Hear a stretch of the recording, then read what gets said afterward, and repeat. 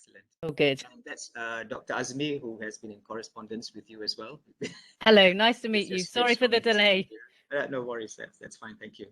So yeah, first and foremost, I would like to thank Dr. Elizabeth Want for kindly accepting our invitation to give a talk. So for the information of everyone participating, today's talk is organized by our national society called ANALIS, which is the Malaysian Society of Analytical Sciences. It was founded, if I'm not mistaken, in 1993. And so, yeah, and of course, we're also carrying this out in collaboration with the Malaysian Institute of Chemistry under the organic and biomolecular chemistry division. And there are some of our members, analyst members at other universities, have assisted with setting up the technical aspects of setting up today's session. So before we start, I would like to thank all of you. So I mentioned to all the before I introduce our speaker, all the participants, there is a sort of link.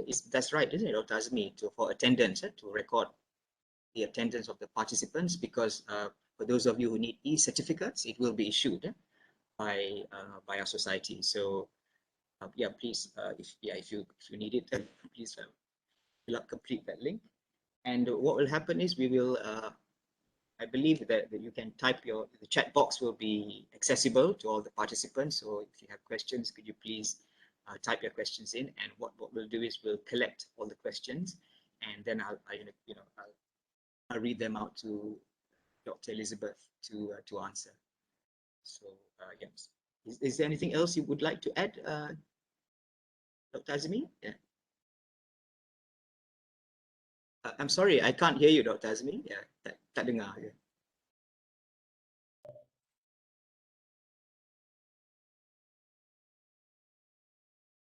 Actually, I didn't have, but actually, our team will give a survey and attendance at the chat. So that's all. Thank you. Okay, thank you, Dr. Azmi. So before we start, I think I should ask the sort of the traditional question: how's the weather at your end? Well, actually, it's been very sunny and lovely until today, and it's a bit cloudy, but it's quite warm. It's quite not tropical, perhaps, but at least as it Probably is. not tropical, sort of low 20s. So, which is good. 20s. It's good for the UK. Okay, that's good to hear. So yes, once again, we're very grateful to you for accepting our invitation to give a talk. There's a lot of interest in metabolomics in Malaysia. In the last, I think it sort of kicked off in the 1990s. Just to give some background, and I think at that time, when because before this, of course, the people doing a lot of metabolite analysis, I would say, without the omics sort of approach, were people working in natural products, in the field of natural products. So we have a separate sort of society for that. And many of them were working on plants and still do till today. And I think in the last decade or so, or perhaps a bit more, there has been an interest in applying metabolomics to biomedical samples, rather than plants. So right. Yeah, I'm sure there are some people from the participants who come from that sort of background and as well. So yeah, Liz and I met, I think, about 15 years ago. Wow.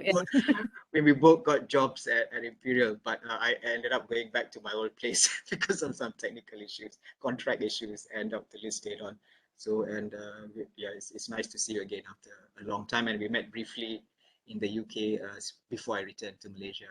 Mm. So I apologize for the photo. That's an old photo of me, the one in the poster. So I think I've got more gray hairs now than I did then. So what I'll do now is I would like to introduce our speaker. So the title of today's talk, is Metabolomics, Search for Biomarkers. She has a very solid sort of background in the field, in mass spectrometry in particular.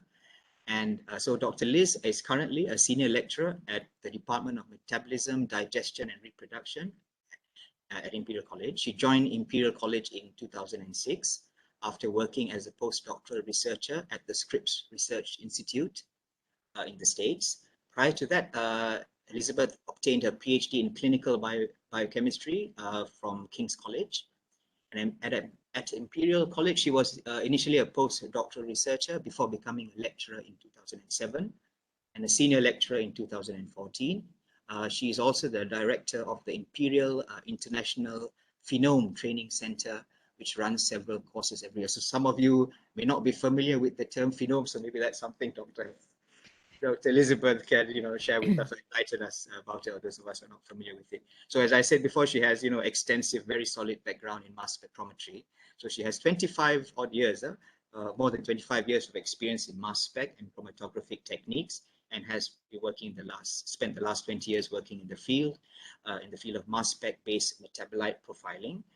Research focuses primarily on the development and application of novel mass MS based techniques for metabolic fingerprinting and on the fusion of mass spec methods with chemometric analysis. Broadly, her research at Imperial College, I'm just reading out the biography that I was given, has involved the development, optimization, and application of UPLC MS. So for the non-analytical, non-scientists here, it's perhaps a term that will be sort of explained as well. Methodologies for the analysis of biological samples, serum, urine, tissue, amniotic fluid, cell lysates, and microdialysates. She applies these methods to biomedical research areas, including cardiovascular disease, glioblastoma, burn injury, and diseases of pregnancy. Additionally, Elizabeth has been a deputy director of the MRES Master's by Research program in biomedical research since 2018. She is the current chair of MSACLEEU, which is the mass spectrometry applications to the clinical laboratory. She has mentored many students, undergraduates, masters, doctoral students, as well as postdocs. So I think that was quite an extensive biography. So Yes. you a good, I thought for the benefit of our viewers. Yeah? So we appreciate how experienced Dr. Liz is in this field. Is there anything in fact, I remember reading somewhere that you hold the Waters lectureship in spectroscopy. Is that correct? So I did. I was funded by Waters until 2012. So they funded the initial bit of my lectureship, and then Imperial took it up. So now it's an Imperial lectureship. I see. Excellent. So I think with that, I've said enough now. Maybe I'll hand over the session to Dr. Elizabeth. Thank you very much. Yeah, right. Well, I will share my I'll screen. switch off my video. Yeah, I think.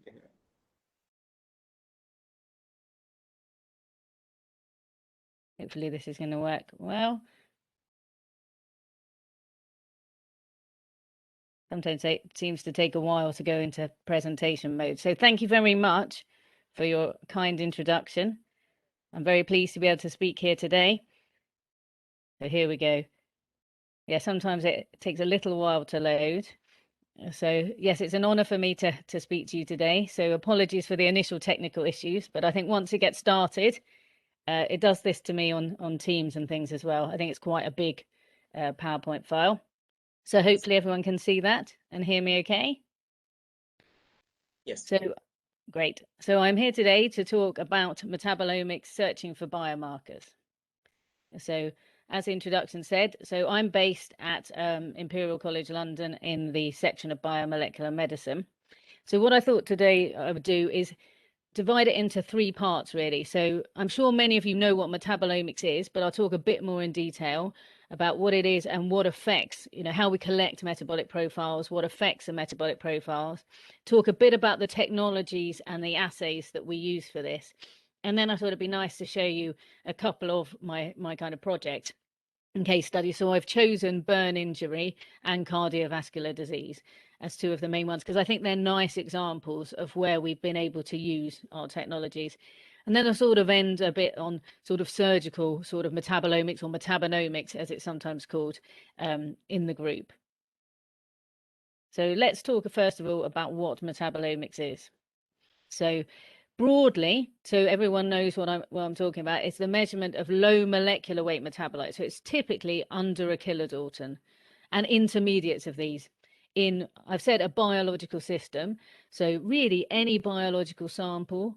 And as said in the introduction, it could be plants. We're interested more in clinical samples, just from the research that we do in the department. And it's usually at a specific point in time, or at several points in time if you're collecting sequential samples. And you'll see in my example that's what we've done. So metabolomics fits in with all the other omics technologies.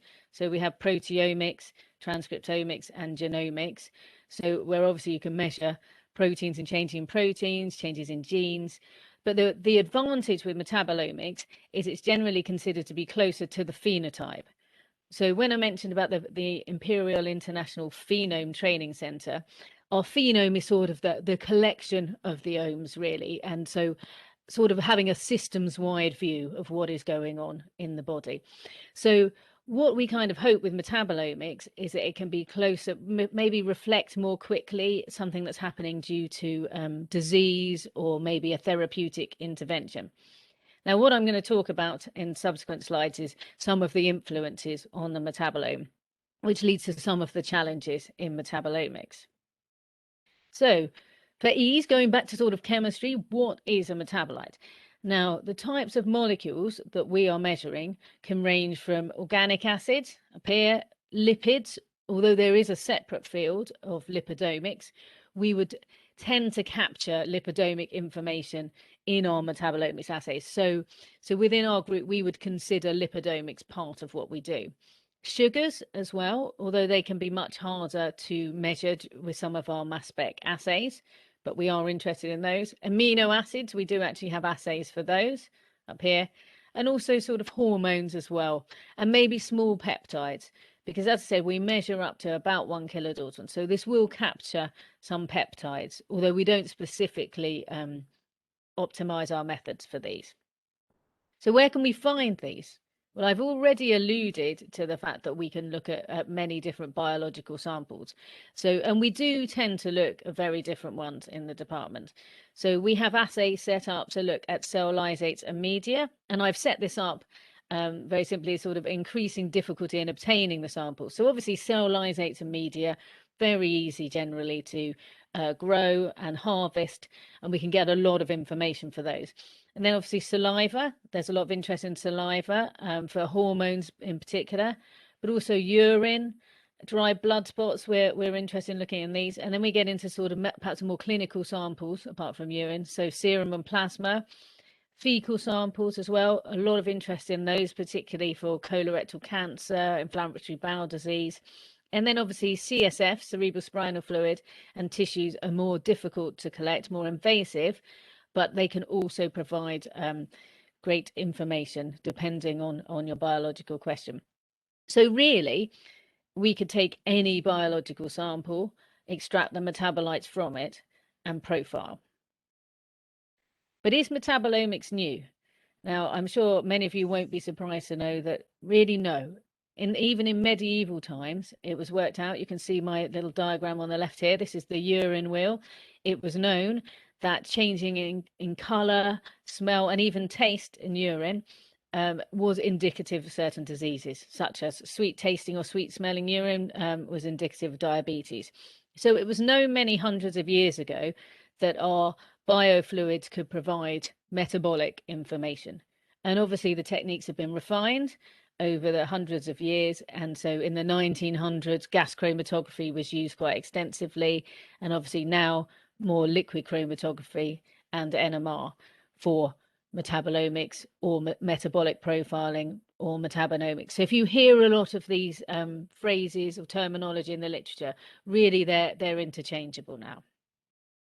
So I just wanted to show you what a basic metabolomic study would be like. So what we would tend to do is compare two groups. For this example, it's little people, but obviously this could be plants, this could be cells, this could be animals, and you may have more groups than this, but essentially you may be comparing healthy versus diseased or controls versus a treatment.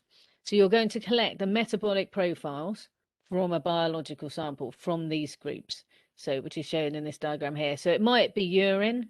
Often in our studies, we would collect many biofluids because you're going to be able to look at different metabolites in different biofluids.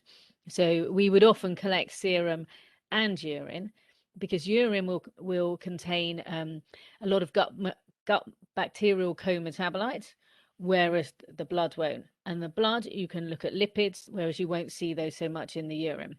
So you're going to see different metabolites, and obviously urine as a waste product is going to give you different information than circulating blood. So you can use this information in several different ways. So you could collect maybe a metabolic fingerprint from each of the samples, and you could be comparing these.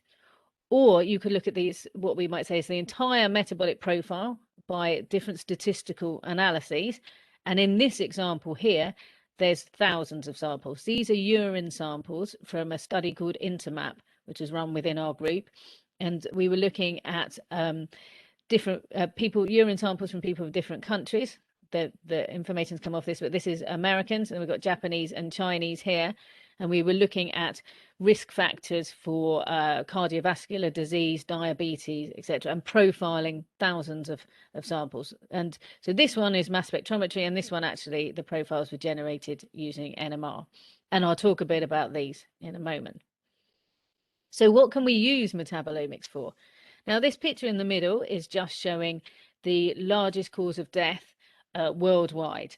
So you can see heart and circulatory disorders and cancer are the biggest causes of death worldwide. Now, obviously, we can study many of these things in the picture by metabolic profiling. Sorry, is someone saying something? I think I can hear something in the background. There seems to be some background sound. Sorry, perhaps they've not muted. No, that's all right. Mics. I didn't know if someone was trying to ask a question. So obviously we can collect samples from patients with heart disease, which I'll show you in my part 3 in some of the studies. And obviously we've got a lot of investigations within Imperial College looking at cancer as well, respiratory disorders.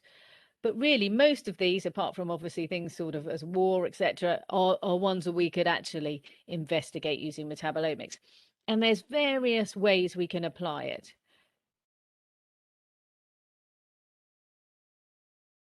So we can monitor profiles over time in response to disease, in response to drug interventions, or even genetic modification.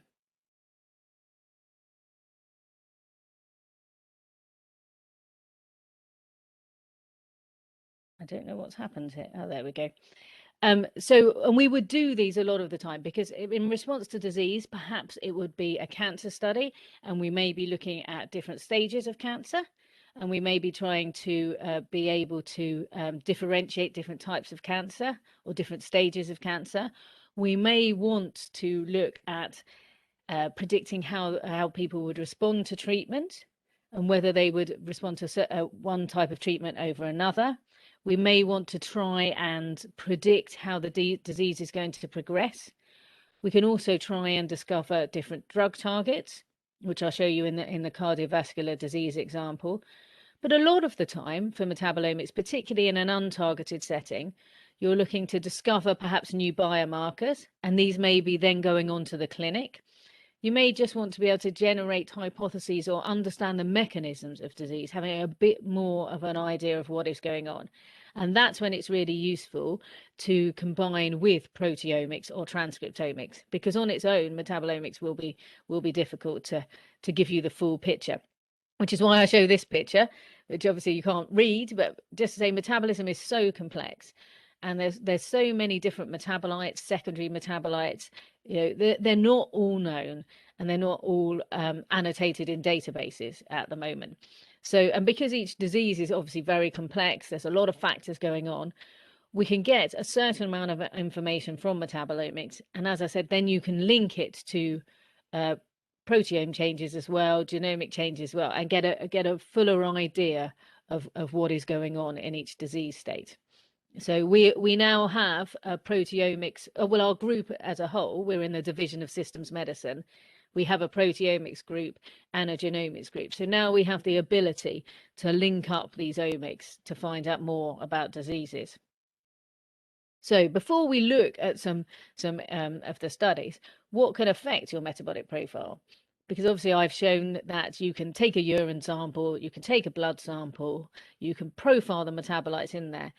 But how do you know this accurately reflects the disease or the person. So what can affect your metabolic profile? Well, obviously diet is going to have a huge effect. It's really going to depend on which of the samples you collect, but obviously blood is going to be hugely affected by diet.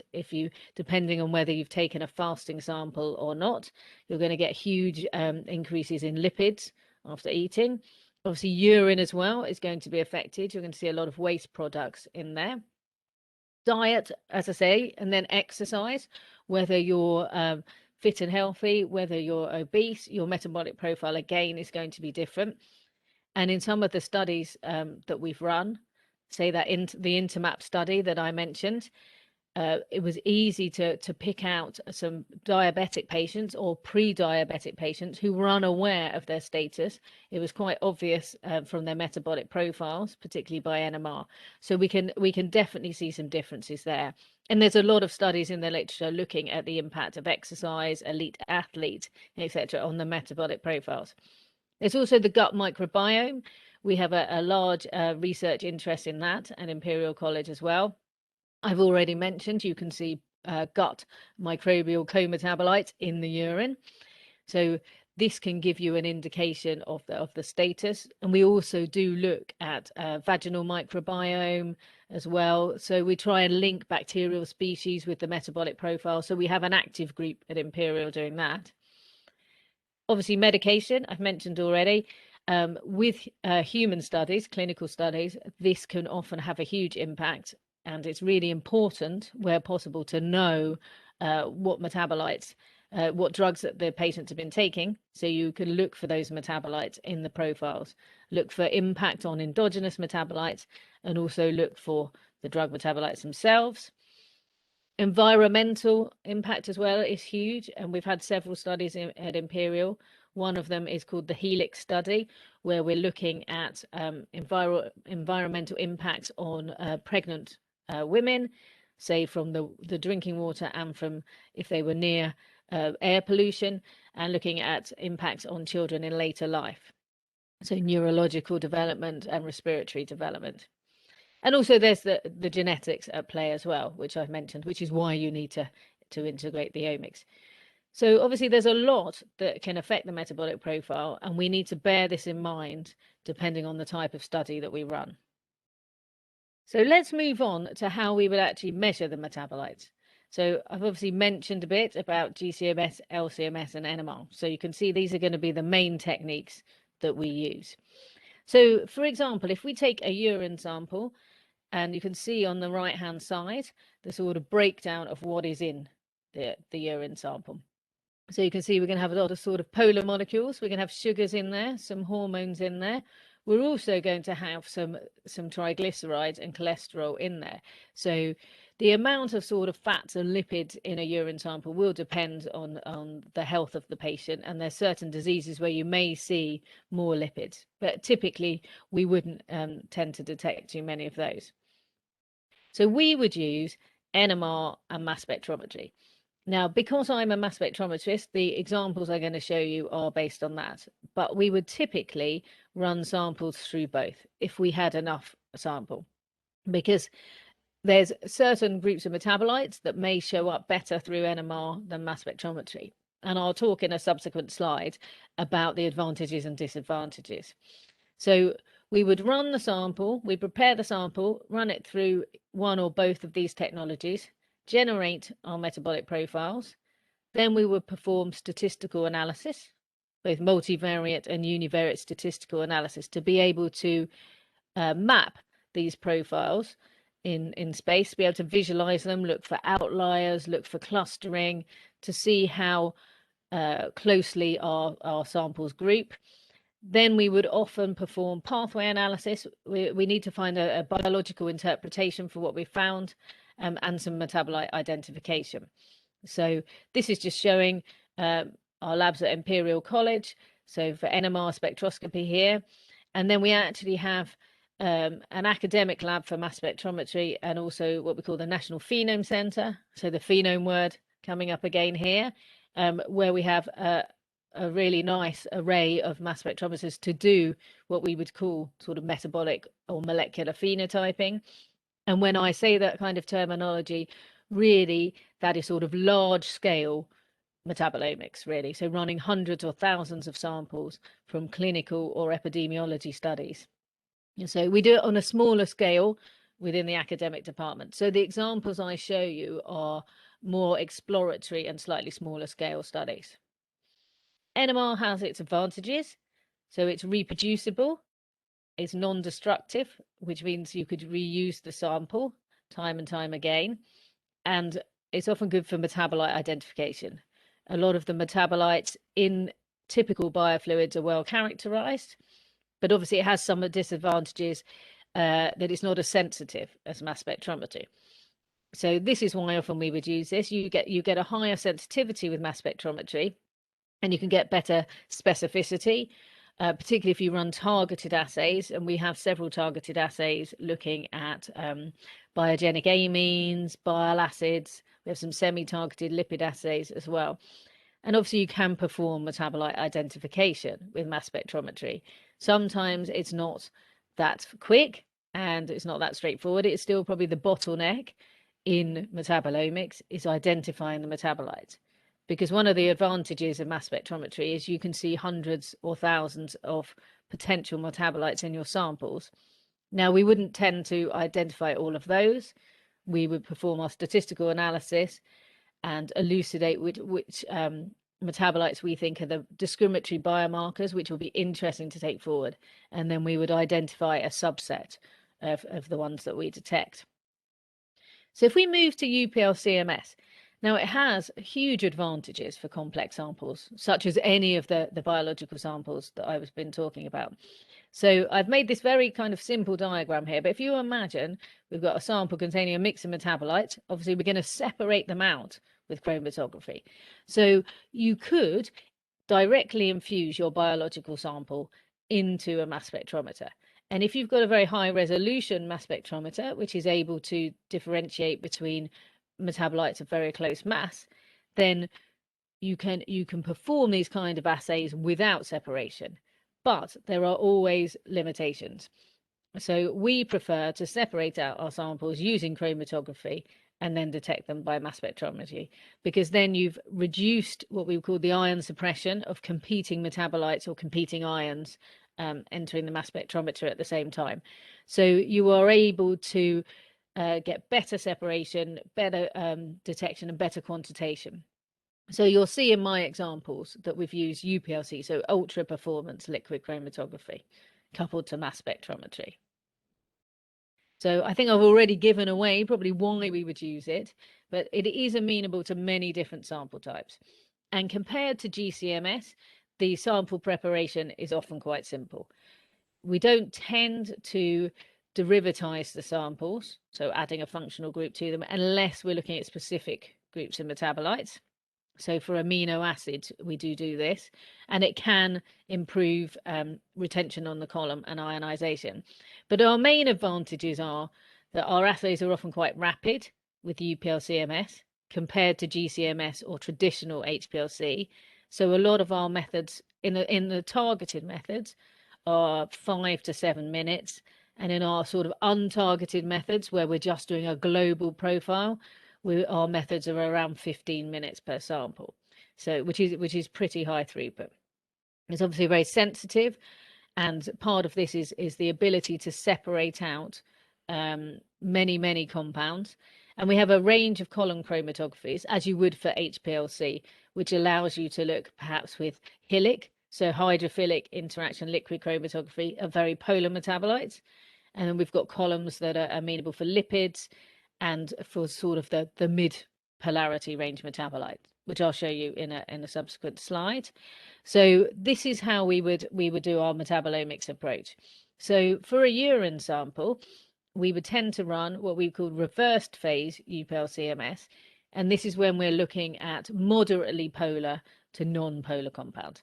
So we would use this for actually all our samples would be amenable to this, so urine, blood, and tissue. Then HILIC, which I've just mentioned, hydrophilic interaction liquid chromatography, very good for polar metabolites. It retains those very well.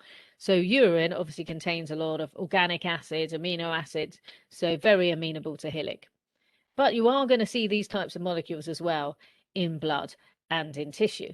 So we would tend to run the samples through these as well. And also you're going to see lipid, as I've mentioned before, in blood and in tissue.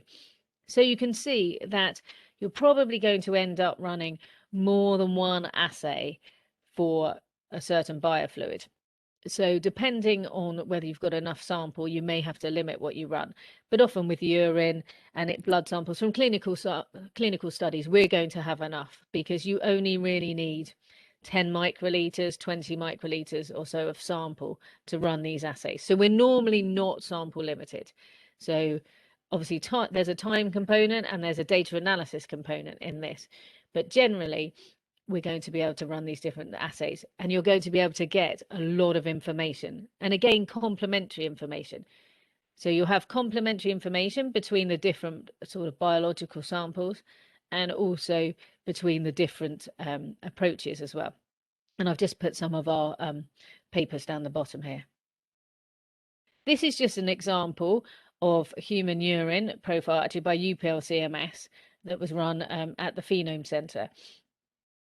So you can see here that we've got a 10-minute run.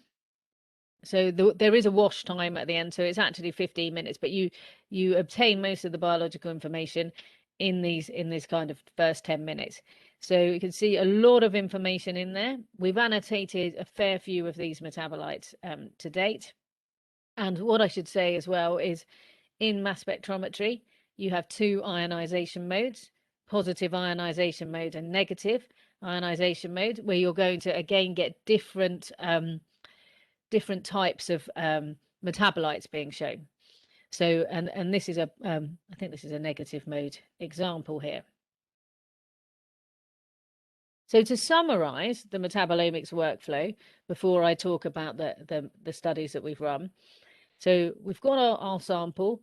I haven't talked too much about how we would prepare the samples, but just to say briefly, because we're going to be looking at metabolites and not proteins, we do get rid of the proteins.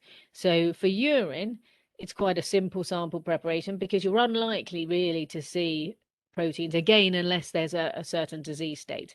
So we would tend to centrifuge the samples to remove particulates, and then dilute the samples, which is different compared to for human samples versus, say, rodent samples, just a sort of general concentration of the samples. And then for samples such as blood, we would use an organic solvent to do protein precipitation. And then for tissue samples, we would do a sort of more involved extraction. Again, we obviously have to homogenize the tissue, you have to break it up, and we're removing the protein. So that's how we would prepare these. And then obviously you can see we've got the NMR and the mass spectrometry again, generating our profiles, the multivariate data analysis that I mentioned, and then pathway and metabolite identification. And in my subsequent messages slides, I'm going to talk about how we've done some metabolite identification in both the studies. So let's move on to part 3. So the applications to the studies. So hopefully I haven't gone through the first parts too quickly, but hopefully this will link in with what I've been talking about. So the first one we're going to talk about is burn injury. And this is a very exciting study that we've been working on for the past probably almost decade in various different ways. So why are we looking at burn injury? So for this, I'm working with a different department at Imperial College in surgery and cancer. We have an anesthetics and pain medicine department. So burn injury is one of the most common traumatic tissue injuries worldwide. About 11 million people every year are injured in some way by burns. So it's huge. Now, not all of these will require sort of long-term hospitalization, but several 100,000 will. So it's very debilitating. So sufferers have lifelong pain and diminished quality of life. So some people, obviously, the burns will heal, and others, their life will never fully recover. So we know that after a burn injury, you're going to have, in the interstitial fluid, under the skin, you're going to have the chemical composition is going to change. But actually, not a lot is known about these changes and what this means. So we want to investigate this a bit more. What do these changes lead to, and how can we intervene early? So one of the complications is there's many different causes of burn injury. So you've got the most common kind of ones here, which is scalding is, I think, the second most common cause of burn injury. Electrical is actually the largest cause of burn injury, but you've also got flame burns, you've got chemical burns. So we don't know how much the type of burn injury is going to impact the immediate changes or subsequent changes on this. So what we want to look at, because typically when there's the care after burn injury, you want to fully restore the function of the tissue as quickly as possible, and you want to minimize any infection, scarring, and contractures here. So there's many different types as well. So you've got your first degree burn, which is obviously going to be superficial on the skin. And then you've got second degree burns, which can be classed as superficial and through the epidermis, or deep, which goes through into the dermis, and then obviously the third degree burns go right through into the hypodermis. So you can imagine that depending on the type of burn and the location of the burn, it could be easier or harder to achieve the minimizing of infection and the scarring. And it obviously, it's the scarring and the contracture of the skin, which is obviously going to lead to pain in future life and long-term care. So also there's different times of changes here. So obviously you've got immediate changes, molecular changes after the burn, and then you've got midterm changes in hours, and then long-term changes in days. Now, in a clinical situation where patients are going to hospital, then you may only be able to look at midterm or long-term changes. And you can imagine in a clinical setting, the aim is to save that person's life and to treat them immediately, not to collect samples for research. So we wanted to set up a model within Imperial College where we could try and look at some of these early changes, because we want to be able to see what are the changes and how can we target pathways to, as it says, reduce the impact of the burn injury and pain. And then hopefully we can then look at clinical samples, which we're now doing, and see if we can relate our information to real clinical samples where there may be long-term changes. So what we did in a clinical model, which we've done actually with both animal and human models, is microdialysis. So this was really interesting because it's looking at a different fluid to the ones I've been talking about, urine, blood, etc. So as you can see from the right-hand side here, you can place tubes just under the skin, probes just under the skin of a volunteer, and you perfuse a salt solution. So in our case, it's called Ringer solution, through the skin over time. So you do it very slowly, sort of microliters a minute, and you're uptaking molecules from this fluid, and you're able to collect these. So you can see changes over time. So this is just showing our methodology for here. So we've got the microdialysis I've just mentioned, so probes inserted in the skin. And what I should say is you can do this at a burn site. So in the case of our human studies, we looked at thermal burn, which I'm going to show you, but we've also looked at UVB burn and also capsaicin burn, so which is the potent compound in chili peppers. So we got volunteers from the lab to have this sort of, well, it's going to be a mild to moderate injury performed on them, and to collect the samples from the burn site and then also from a control site. Then we had to do an extraction of the metabolite, and we had a PhD student, Dominic, whose picture is in a couple of slides' time. Dominic here. So Isfan is the head of the lab, and then Helen did a lot of the human stuff, and then Dominic helped with the human stuff and did some animal stuff. So we had to extract the metabolite, and then it's our usual routine I've been showing you. So UPL CMS analysis, we set up an untargeted method for this, followed by a data analysis, and then identification through database searching, tandem mass spectrometry, and then confirming with standards. So our experimental design, we've collected over time, so these different fractions, and 30-minute fractions after the burn. So we had a control, we had to equilibrate with the probe being inserted, so to collect some information. Then the burn occurred, and then we collect these fractions over time up to 3 hours.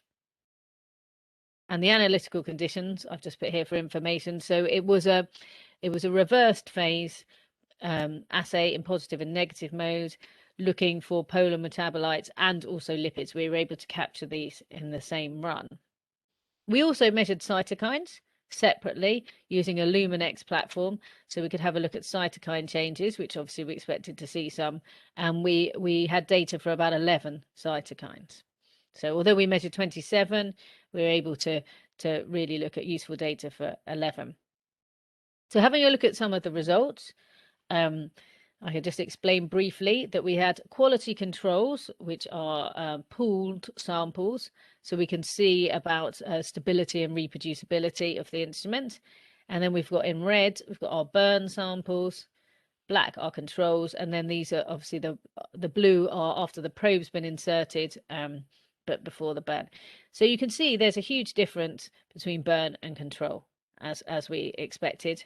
The good clustering of the QCs in green, I mean, we had good reproducibility. And actually, you can see pretty much there's sort of groups of these red, which were the different patients. So different patients had a different response. So over time, which we weren't that surprised about, because it is known that people respond to burns in different ways. So we found quite a few metabolic changes due to burn injury. So what we were looking for is changes in time in red due to burn injury, and that the metabolite didn't change in controls. And we didn't want any response to the probe insertion as well. So the output you get initially is a mass and a retention time, and then we had to go forward and identify these. So there were a few that were of great interest that we took forward for tandem mass spectrometry database searching. And then we found niacinamide and uric acid were some of the main changes. We've also found some lipid changes, which we're following up on now. So we managed to look at these in the database, get the authentic standards, and identify these. We also found some cytokine changes as well. So leptin and fractalkine were significantly increased after burn. And then some of them, IL-18, for example, were increased pre-burn. So that was more a response to probe insertion. So obviously these we didn't take forward because it's not a response to burn. It's a response to the probe. So what do we think from this? Well, we know with niacinamide or nicotinamide, it has anti-inflammatory effects, and it's known to have some protective roles in experimental burn injury. So we think it's involved in wound healing. And then uric acid as well has been seen in burn injury, particularly serious burn injury, where there's then subsequent kidney injury. So it's linked to tissue repair. So some of these, we wonder whether they could be a potential therapy, whether a topical application of these would be useful in the future. And we're doing subsequent studies linking these and other molecules we've seen to pain as well, the pain associated with burn. So we've gone back to do some in vitro studies on some of these. So I think what's exciting here is doing the metabolic profiling. We've managed to detect and identify metabolites that we know have been changed in response to burn injury. We can try and link these across our different models, and we can also look for these molecules in the clinical samples as well, and hopefully take these forward as potential targets to alleviate some of the pain, maybe improve treatment in burn injury. So that's a nice example, I think. And then I've got another example here, slightly shorter example of looking at metabolic profiling in cardiovascular disease, as I mentioned at the beginning. And again, obviously, largest cause of death worldwide, so very important to study. And we actually wanted to look, as you can see from the picture at the top, at atherosclerotic plaques. So I wanted to show you this example because it's not a typical biological sample. So this took some optimization of the methods here. So a brief sort of explanation of this. So atherosclerosis as the picture on the other page and this one shows, are hardening and narrowing of the arteries. So you get these sort of deposits, calcified deposits, and this can cause obviously heart attacks, strokes, vascular disease. So #1 cause of death in the Western world. And basically at the moment that there are medical management strategies that said, but really you're trying to prevent this, that the treatment isn't optimal. So from the sort of the therapies, the doses, the drug regimes in there. So, and one of the big issues is a lot of patients are asymptomatic until it's too late, really. And so they may have a stroke, but they had really no warning signs. So we wanted to look at markers to see whether we could predict earlier. Now, obviously, we're looking in this case in the tissue, and really it's the same as in burn injury. We're looking in quite invasive samples first of all, and then you would obviously try and look in less invasive samples. So in the case of burn injury, we could look for some of these metabolites in the blood, in skin samples, and the same thing here in this study. You'll see we may be looking initially for markers in the tissue because we were able to collect these samples, but really we want to be able to relate these to a blood marker.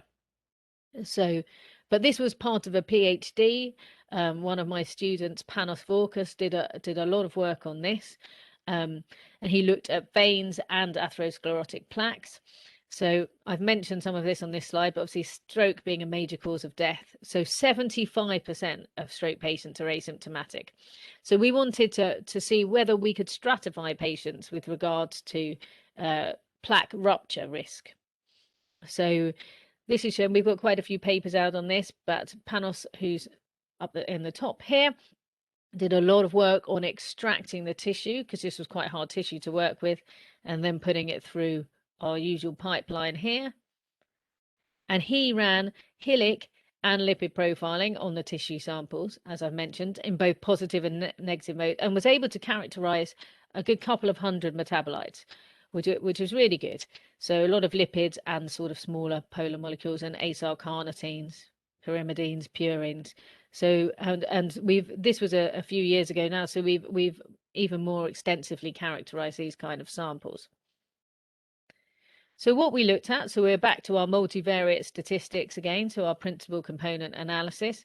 So we looked at pre-plaque samples, which are in blue, femoral plaques and carotid plaques. And we can see that there is a degree of separation here. So this is the lipid profiling data on the left and the HILIC on the right. And you can see actually that the femoral plaques are the ones who have the largest separation from the pre-plaque stage. So what we're saying here is the metabolic profiles are definitely different in both lipids and in small molecules. So the next stage, again, like with the burn injury, was to try and identify these molecules. So this is rather complex diagram here. If you're interested, obviously I've listed the paper, but we've seen lots of different lipids. So we looked at correlation between them and looked at some pathway analysis.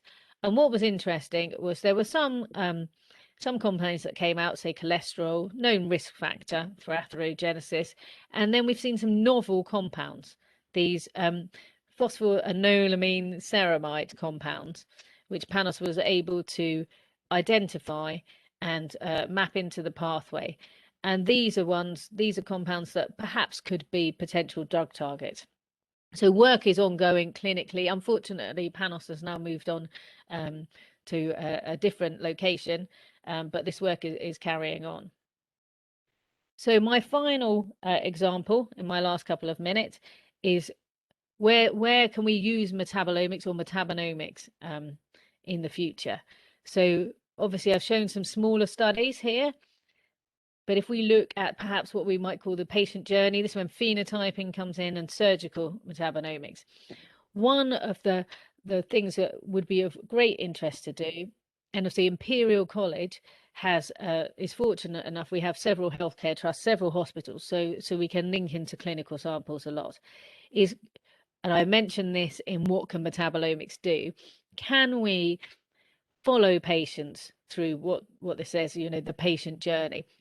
So could we collect samples at the beginning? Could we predict response to treatments? Could we tailor the treatments to certain patients? So this is what we'd quite like to be able to do. And they have collected biobanks of samples within Imperial. So we want to be able to follow the patient journey. And then I'm sure many of you have probably heard about the iKnife. So Zoltan Takat, so the intelligent knife, he is the head of the division I work in. And this is amazing work looking at basically collecting the smoke from if you were to remove a tumor, say. So this has worked in colorectal cancer and other cancers. If you were to use the surgical knives, smoke is produced from these knives. You could actually collect the smoke, funnel it into a mass spectrometer, and you're able to discern between healthy and cancerous tissue. Because one of the big issues when tumors are removed is has the tumor been fully removed? Are you getting all of the tumor out, or are you leaving some of the tumor there? And then obviously you're going to get resurgence of this. So this has worked for various different tumors. There's also the intelligent endoscope as well, which can work in the same way. And this has been trialed in many hospitals. So you need to get a database of profiles, metabolic profiles from different tissue types and healthy and cancerous tissue to allow the surgeon to use sort of a traffic light system while they're actually cutting through the sample to see whether they're cutting healthy or diseased tissue. So this is very exciting work, and this has been used in many different cases now. So I've just put some pictures here on this. So, but as I say, this is the work of Zoltan Takat's, the head of division, the one I work in. So we're really using metabolomics or metabonomics in clinical settings.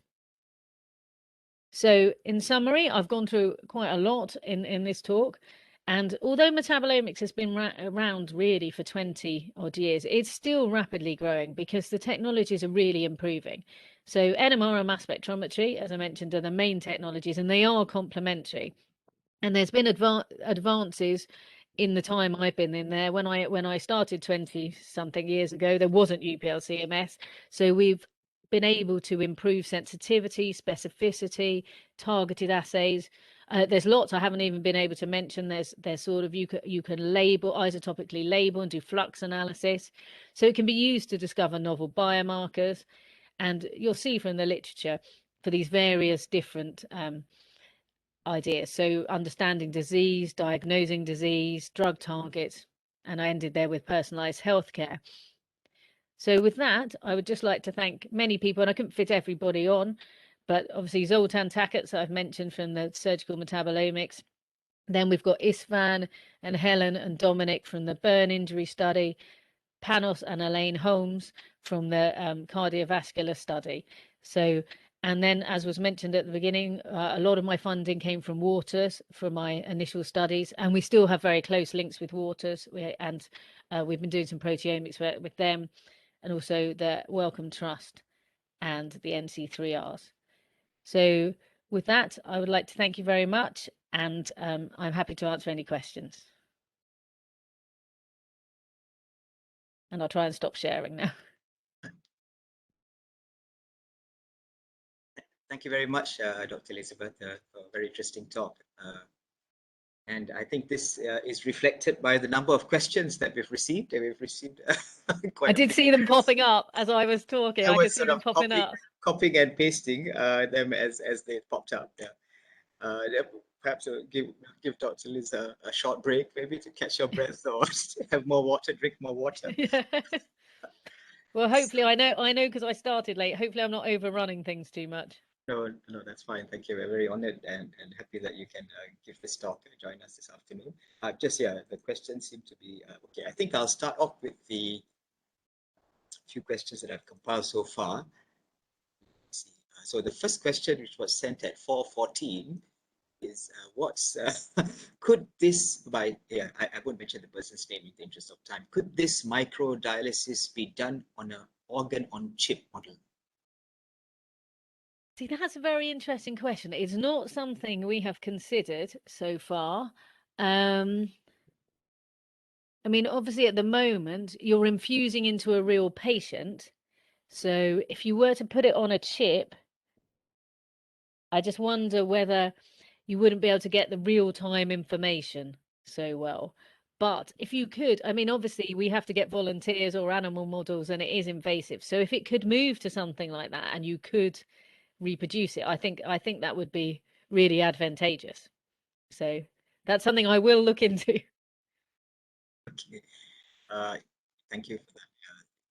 The next question is, would it be possible to use exhaled air from a COVID, within brackets, some other respiratory ailment patient to discover metabolites that can then be used as a prognostic tool? Oh, again, a very good question. We have a group in the surgery and cancer department who do breath analysis. So it is a growing area of sort of metabolic analysis. At the moment, they've been looking at various different cancers, and because you get a lot of volatiles, aldehydes and things that you can easily measure. So yes, I mean, we have ways to be able to collect. There's sort of special bags that patients breathe into that can collect the sample and then attach to a mass spectrometer. So it's definitely possible. I don't know if anyone's done it in the COVID situation yet, but that's, yeah, it's definitely possible to do. Something very topical, I guess, to do. Yes, yes, And good project for sort of a grant, I guess, to get funding. definitely. Yes, I don't know if the group at Imperial actually have put in, I would imagine they probably put in grants, COVID grants in this time to have a look. So That's like the magic word, I think, for grant yeah. funding. So the next question is there a difference between these two terms? That is total metabolite versus global metabolite. Thank you. Sorry. I think a lot of terms are interchangeable, and you will see in the literature sort of global metabolite profiling, untargeted metabolite. I mean, I think you can never measure all the metabolites. So I think if you see global or untargeted, it's when you're obviously you haven't got a specific class of molecule in mind. So as opposed to targeted. So I would say yes, they're probably the same term. Thank you. Sorry if I look a bit distracted. I'm copying questions and No, that's listening fine. to you and reading them at the same time. Yeah. The next question is, I don't know how much of time we agreed on, something like 15 to 20 minutes. Because I'm sure Dr. Elizabeth may have some other things to do. No, I'm free for the next 30 minutes. So if people want to stay, that's fine. Okay. So then the next question is, targeted or non-targeted analysis should be done for initial profiling of metabolites? Question mark. Okay, we would typically, I think the standard route is untargeted profiling, and then so you've got a wide, unbiased view of what is going on. But then the challenge is there is if you see some metabolic changes, obviously you've got to go through the identification pathway, which is what I showed for the burn injury and the cardiovascular. You do see quite a lot these days. If you know a certain pathway is altered, then maybe you would go directly to targeted. So, for example, we've got our biogenic amine assay, which we've applied in certain cases because you've got some advantages there in the fact that the metabolites are known, and you've got some quantification, more absolute quantification. Often with untargeted, you're looking at relative or fold changes between sample groups.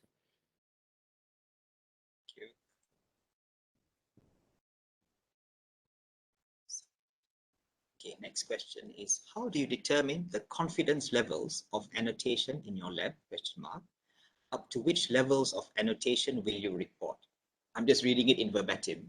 Okay, no, there are standard levels, reporting levels. So the Metabolomics Society and other groups, there's working groups that have suggested certain levels. So the ultimate that you would want is being able to compare the compound with an authentic standard by LC and mass spectrometry to get the fragmentation pattern, to get the LC retention. That's your ultimate.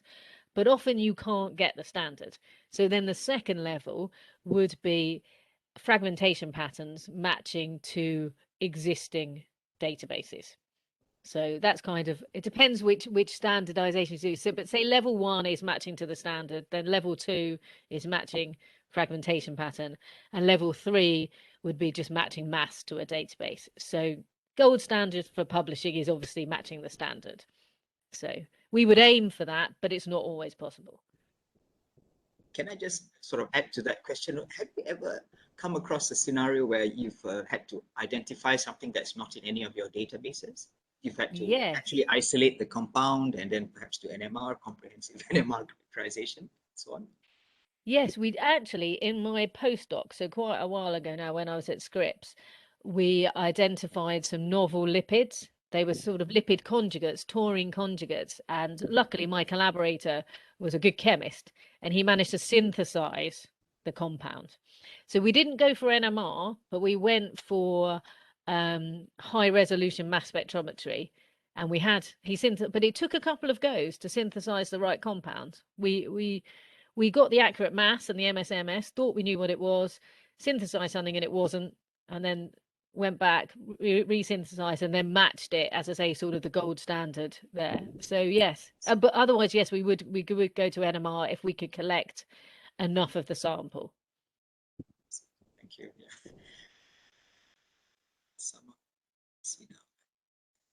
Okay. Someone has asked a very straightforward question. What are TGE? Yeah, that's a simple one. Maybe to answer. What are TGE? Yes. Oh, Was that on your slide? Sorry, is it the maybe it's the triglycerides? I can't remember where it was. Unless it's a typo, but that's the question. So Yeah. Jason Elcano, yeah, that's hopefully that's the right that's the right bit. Oh, I recognize this name. This is my former student who is now in Korea doing a PhD in mass spec.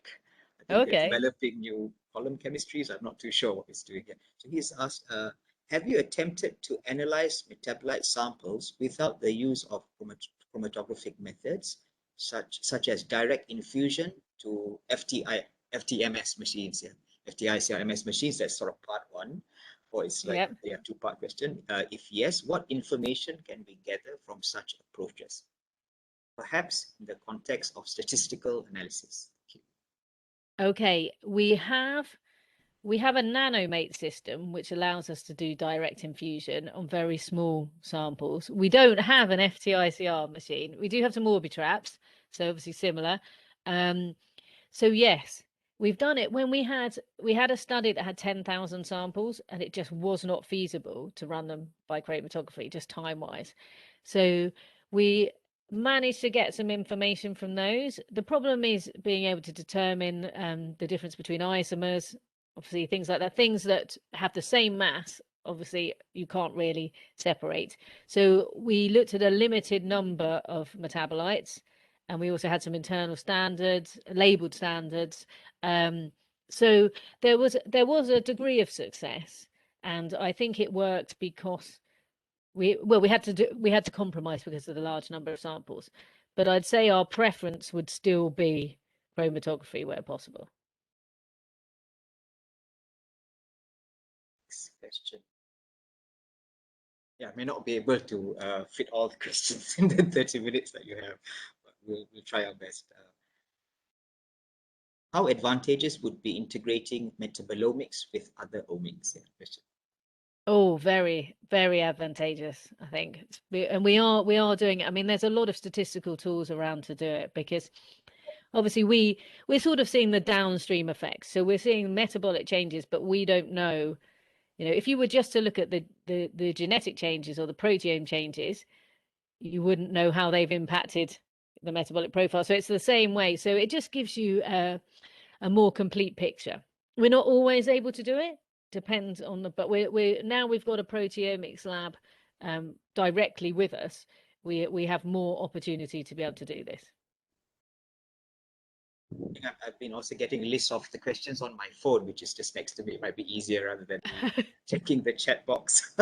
So next question is, what are the current challenges and limitations of biomarker discovery? Oh, that's a good question. I think it is the metabolite identification is still difficult because there's a lot of secondary metabolites, a lot of unknown metabolites, and the databases have got much better over the past 20 years. So there's a human metabolome database, there's lipid maps, but we have found when we're looking at urine samples, for example, There's a lot of conjugates, glucuronides, sulfates that aren't in the databases. So sometimes you will search your masses in the database and you get no hits at all. And then that's quite difficult to take it forward, because you can do some MS, and then it's sort of going back to basics and trying to work out the structure yourself. So that can take quite a long time. So I'd say that's probably still the challenge. I think the technologies can actually generate more complex metabolic profiles and detect more metabolites than we know what to do with really at the moment. Oh, lots of questions there. So obviously you've generated a lot of interest. Oh, this is great. For next question, from sample prep before injection, there are two schools of thought. The first is using the normal 0.22 micron filter only, while the second requires additional SPE. The latter would filter out some of the metabolites, which perhaps bias, I guess, in the results. Yeah. What is the best sample prep before injection? So we don't typically filter. So because that was a very good point, you can lose metabolites. And there are some good papers in the metabolomics literature showing this. You can get great reproducibility with solid phase extraction, but yes, you could lose them. So I think we would tend to do solid phase extraction if there was a particular class of molecule. So my current PhD student is trying it to look at a certain class of molecules, but for untargeted, we would centrifuge where possible. So we would do our organic extraction if needed to remove the proteins, and then we may centrifuge, but we would be unlikely to filter in an untargeted study. The next question is interesting. It's a very Prof. Jeremy Nicholson type question. What is the difference between metabolomics and metabonomics? Yeah. Well, I think he was the one who, yes. I'm hoping it's not him that's posted that. No, it's not him. No, he's not. It's not. Well, I would say honestly, there's very little difference now.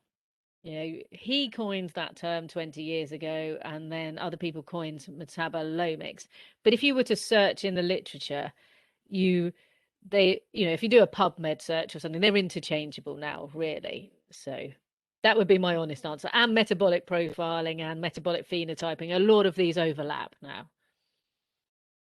Yeah, if I remember correctly, I think he tried to emphasize the point back then, that metabolomics was more NMR oriented, if I remember correctly. Yes, and I think initially it was to do with toxicology. I think when he started work, and that was my first postdoc as well, was more toxicology. But I think now the field is just much broader. So, next question: what is your opinion on the potential IMS and MSN for metabolomic study, especially on annotation? I guess it's ion mobility, I guess. Yeah. Yes. We do have.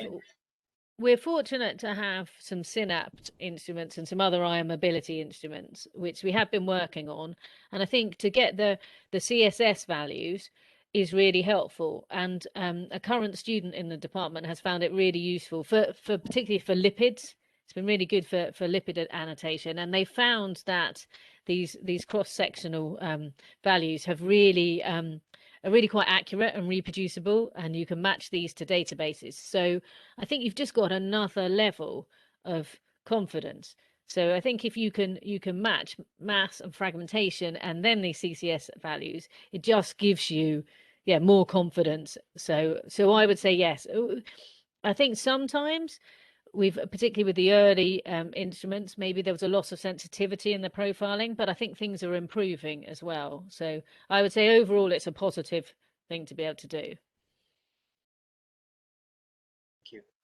I sort of remember even in the field of glycomics, it's very useful to distinguish different charge states using ion mobility. Yeah. And I think that the question the same question inquired about MS to the N. Do you go beyond MS2, MS to the 3, and so? Yeah, not typically. I mean, the instruments I typically use don't have that ability because they're QTOFs. But we do have some trap systems that potentially could, and I know there can be some advantages, but it's not something I typically use. So I suppose all the more information you can get, the better, but you've then got to be able to deal with the complexity, the increased complexity of all the data.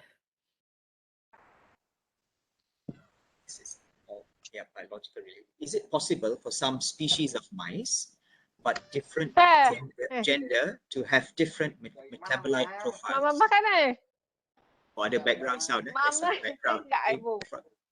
Thank you. Oh. One of our participants, yeah. So different species of mice to have different profiles. I guess what she means is a gender difference between male and female mice. That's my understanding of the question. Okay. You get different metabolic profiles. Yes, you do. And particularly in the urine, because you might see hormones in there. We've also found, this was years ago now, that mice housed in different cages had different metabolic profiles.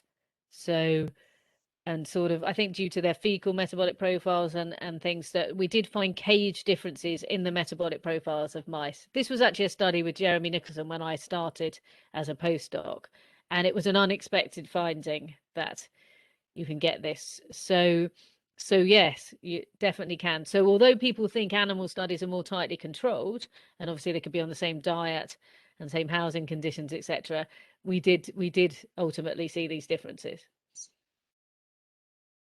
Next question. Can you please explain the difference between metabolite profiling and metabolite fingerprinting? Okay.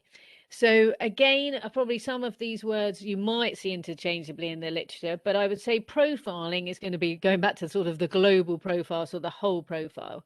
Fingerprinting, you may look at a specific region of the profile and focus on that. So it might not be a specific class of metabolites, but it might be. So I suppose it's sort of a more superficial look. Is it more targeted? Is that what you're trying to maybe? Yes, but maybe not targeted to classes of metabolites. Yeah. Next question. What is the future of metabolomics in the nutrition field? Oh, that's a good question as well. I mean, a lot of work. We have a nutrition department at Imperial. They're doing a lot of work with the gut microbiome. And actually, there's some papers that came out recently about, it's by Isabel Garcia Perez, and looking at influence of diet on profiles and just looking at how this, correlating this with health, really, and then maybe predicting if you could intervene in a diet. So I think it has a huge potential, because as I say, you've got the role of the gut microbiome in there. So, and we do know that diet does really impact your profiles. So again, I think people are looking at it in a sort of more personalized, tailored way for, improving people's health and their diet, etc. Thank you. A lot more. The question is: power analysis and sample size important in determining metabolites?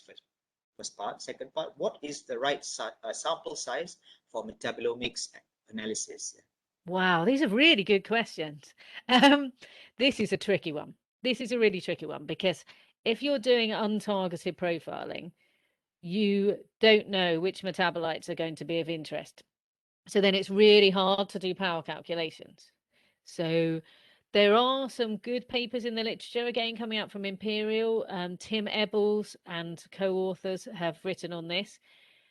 Ideally, you would do a pilot study, maybe untargeted, look at the potential metabolites, even if you don't identify them, look at the potential metabolites that have changed, and then you can do power calculations on those. And there's software, free software such as MetaboAnalyst, that you can upload your data into, and will do this. So there's not an ideal number of samples for these studies. I think you're limited in animal studies, just ethically. Cell studies you can be quite free with, and then human studies, I think often you'll see in metabolomic studies people deal with the samples that they've collected, because in a clinical study you may only be able to recruit a limited number of patients, particularly if it's a rare disease or something. So So yeah, pilot data will allow you to do a power calculation. Otherwise, it's quite tricky. If you were to do a targeted assay, again, you can do a power calculation. So, but it will depend on the study and the number of metabolites you're looking at. Thank you. Yeah. You. So I think based on the time earlier, you said half an hour, so that gives us about 10 minutes, unless you would like to end earlier or you would like no, that's fine. Yeah. Let's see. So I may have to be more selective about the questions if there are more that we can fit into the last 10 minutes. Let's see what we can do in 10 minutes. This is an interesting question to me, at least in terms of its application. Sorry, this might be a bit off field, but is there any way to use metabolomics to identify behavioral changes? For example, risk factors of people for suicide, perhaps increased levels of stress hormones. Do you know of any studies that have, for example, bipolar disorder? I mean, suicide is strongly linked to certain mental health. Yes. Gosh, these are such good questions. Yes, there are studies looking at depression. We looked at a mouse model of depression and treatment, and we looked at changes in brain metabolites, and we did see some. And I know other groups have looked at urine and blood samples. So yes, I think people are definitely investigating this. And definitely, I mean, when we looked at the depression models, obviously we were looking at the impact of the drugs as well. So we were seeing changes due to that. But yes, I think you'd have to link it to depression scores and questionnaires and things and see what links there are. But that's definitely work that's going on. There's quite a lot of work looking at the gut-brain axis as well. So the gut microbiome and brain metabolites. So yes. Oh, sorry, my phone. Thank you. Next question. Is it possible to reduce the scale of a mass spec to something more lab-like? For example, a PCR run, to then use as a prognostic tool to work alongside existing technologies? Yes, something simpler, a simpler analysis before the more complicated mass spec. Yes, and I mean, Waters definitely have produced like a benchtop, like a really small box mass spectrometer.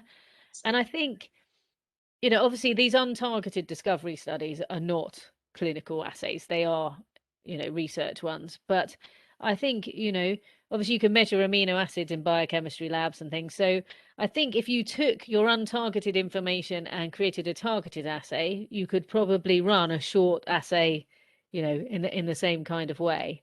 So yes, I think it's definitely feasible. Or I suppose it could go to a chip-based assay or something. You could take it from a mass spec assay into something else once you've discovered the biomarkers.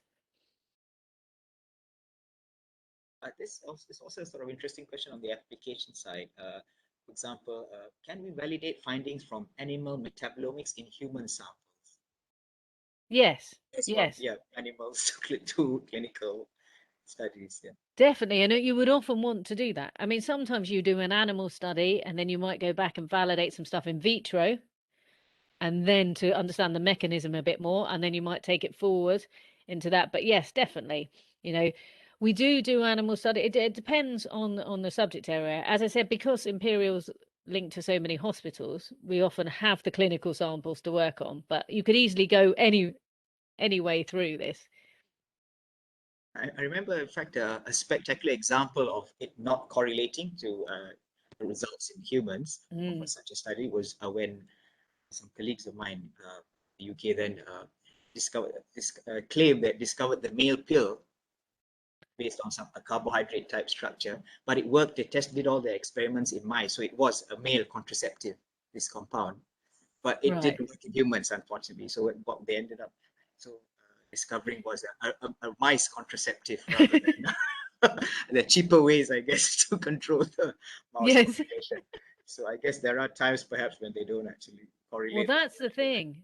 They might not necessarily translate because metabolism might be different. And I mean, I think there's differences between even like rats and mice in how they metabolize certain drugs. And obviously there are between rodents and humans. So it's definitely something you could do, but whether it will validate is a different matter. Yeah.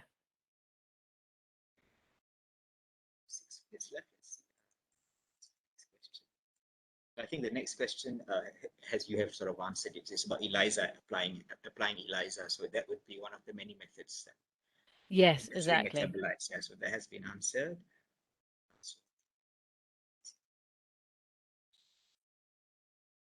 So this is also, I guess, useful for everyone here, especially those working in the field. What are some of the problems? I guess what she means is the typical problems that metabolomics that one would face in clinical metabolomics. I remember one problem I vaguely remember when we were doing it with Benedict Kessler back and my friend, but it was depleting samples. We had lots of, for example, albumin in blood, so we had to sort of get rid of albumin. Yes. And there may be many other examples from your experience. Yes, I mean that is one example. I mean, clinical samples, yes, can prove quite challenging in that way. So our typical methods for, if you're talking about depleting albumin and stuff, well, you've got special columns you can do if you're doing proteomics. Obviously, for metabolomics, we just crash all the proteins out. So I think our biggest challenge in clinical samples is tissue samples, just because the complexity of those. I don't know if that quite answered the question. I hope so. If I'm not going to follow. Okay, I guess the next question about putative is about putative biomarkers. What's the next steps of validation, which I guess you have sort of answered. Yeah, I suppose you would validate Yeah. in a different cohort. So you would identify them, hopefully set up a targeted assay, and then ideally run a separate cohort just to make sure that it's not any bias due to, where you collected the samples, how you collected the samples, so just to widen your pool of samples. This is a long question, but in essence, I think what question is about when one carries out untargeted analysis, separation is the most time-consuming step, I guess. Therefore, we'll have to do further OP-LSDA and permutation. That's the question, which is not the direct metabolite presence in your samples. Do you suggest to integrate other omic data to identify unique metabolites? So how do you overcome it? I think you mentioned it in your talk that you don't just try to identify every single peak in your chromatograms, is that right? You Yes. go for the salient ones.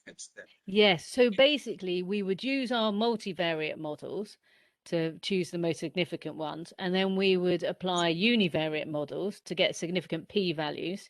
We would also do false discovery rate correction, because obviously if you're looking at thousands of metabolites, you're likely to get some pop up as significant that aren't really significant.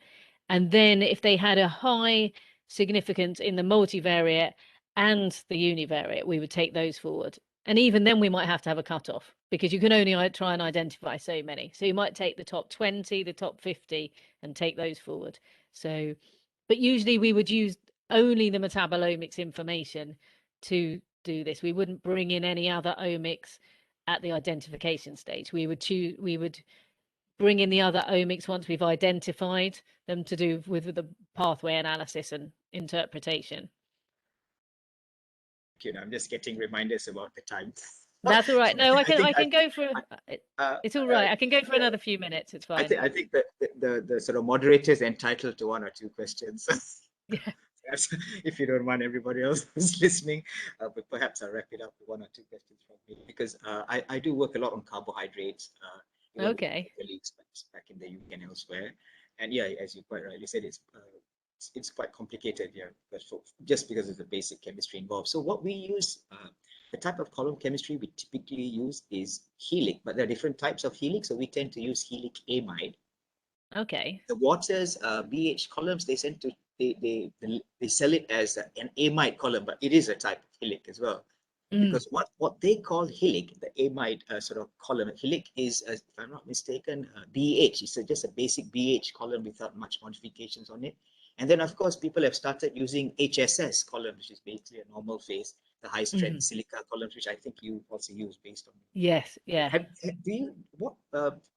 What type of sort of helic chemistry do you use? The actual column, if you remember the detail, and do you see differences between your HELIC and HSS, like significant differences? Is there a lot of overlap between? Yes, so we tend to use the BEH one rather than the amide. So the sort of, we've got some methods set up within the group, and so that typical one that we try and get people to adopt is the BEH one. And yes, we do see significant differences to the HSS. So we would use the HSS for our kind of what we would call our typical reversed phase profiling. So urine samples, well, we would run HSS and HELIC, and yes, they are very different. So in retention, so the HSS struggles, although it's supposed to retain moderately polar. Yeah, a lot of the amino acids don't retain that well on it. And actually, then we move to our targeted amine assay where we derivatize, and then we use an HSS for that, which is better. So I don't have so much experience with the amide. One of my students is looking at it at the moment for different lipids. So she's looking at the BEH and the amide. So because the other type of amino that's commonly used is the HELIC is the amino HELIC type columns as well. So I guess there's a range of them. So I guess what you're trying to say is that you see differences between your C18 columns, your HELIC columns, and your HSS columns. Quite, I mean. Yes. And actually for big differences, yeah. Yeah, for lipids we use either a C8 or the CSH C8. column, the charged surface hybrid one from Waters. And again, so for each of our assays, we do have like a specific column as well as a specific gradient. Yeah, that was.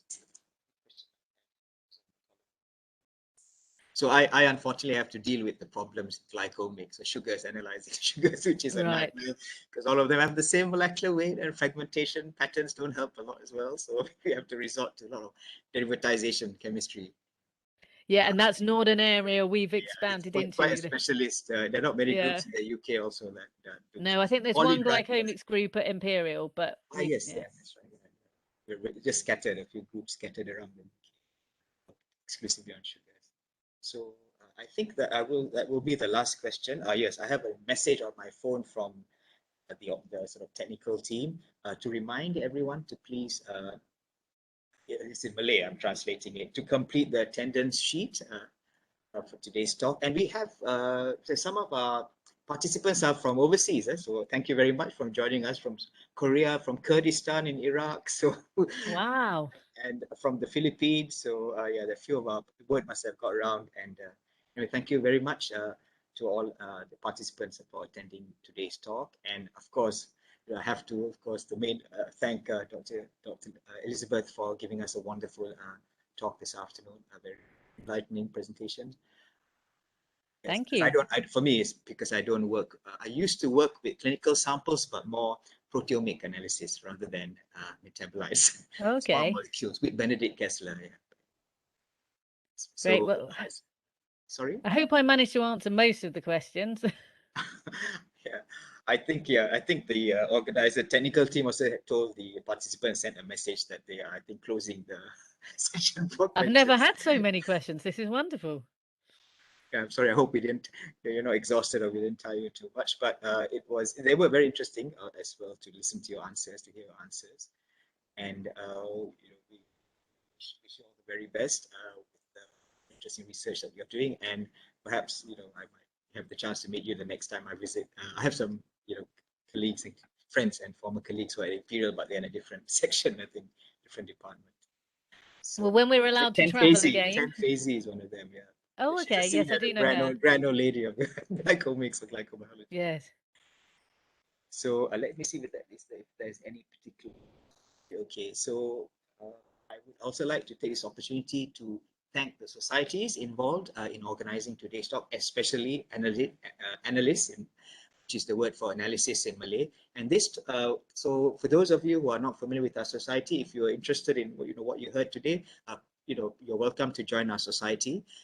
It's the Malay word for analysis, and there are several divisions. And today's talk was organized by the bioanalysis section of the society, but we also carried it out in collaboration with the Malaysian Institute of Chemistry. And again, there are several divisions, so that was with the organic and biomolecular sort of chemistry section. And of course, many of the we look at their names because I'm sure they have done a lot of work setting these things up. Let me see the host. Yeah, many Hazman, Erna, Sharil, of course, Dr. Azmi, and for setting, dealing with the technical aspects of today's talk. And they're from different universities, from the International Islamic University of Malaysia, for a university called USIM, and the Technology University, UiTM. So thank you very much to the technical team. And as for those of you who need certificates, yeah, please feel free to contact us, especially the technical team, and it will be sorted. There has been, I think, yeah, we may, if it's okay with you, Liz, is it okay if we share a video of today's talk? Yes, On yes, the that's no website? problem. Yeah, I think that's something we're looking into. We'll try to upload it on the ANALIS website. Some have asked if you're willing to share your slides, but it's entirely up to you. Don't feel obliged to, but if you would like to share, and there's nothing sensitive with your slides, but we'll remind them, of course, that if they ever use it, to please, acknowledge you, the source. Yes, I'm yes. particular about this because sometimes people overlook this in Malaysia. So, so once again, is there anything you would like to say? We hope you get the chance to visit Malaysia one day, once all this COVID drama is over. It's still ongoing and unfolding, unfortunately. Yes. Oh, no, I would love to. It's not an area I've ever been to. So, no, I just would like to say thank you very much for inviting me. It is really great to get so many questions, and, I'd be happy to come back and do a follow-up talk at any point. Okay, So, excellent. Yeah, we'll discuss that for a follow-up talk in the future. Yeah. Yeah. Once again, thank you very much, and we shall. In fact, I just got my vaccine jab today, so I made it back in time for the talk. In fact, we had a person on standby just in case I got held up at the Oh, hospital. no. So I got my jab and just rushed over back home. So, Great. so I think with that, yeah, we will end today's talk. There's some questions about joining ANALIS. Could you, if you refer to our website, there's information on our website. You just type the word ANALIS, or in Malay, Persatuan Analis Malaysia, and you can get the relevant information in there, the website. So yeah, thank you for your interest in joining our society. So we'll let you get back to whatever you need to do, please. Yeah, it's the start of my day over here. So Yeah, yeah. it's slightly got 5:05 in Malaysia. I think it's 7. There's a 7-hour difference. Yes, yeah. So great. Well, thank you very much. Welcome. Lovely to hear your voice and see you after such a long time. And you, and you. Thank you. Right. And we look forward to seeing you again in the near future. Thank you Thank you very much. Goodbye. Thank you. Goodbye.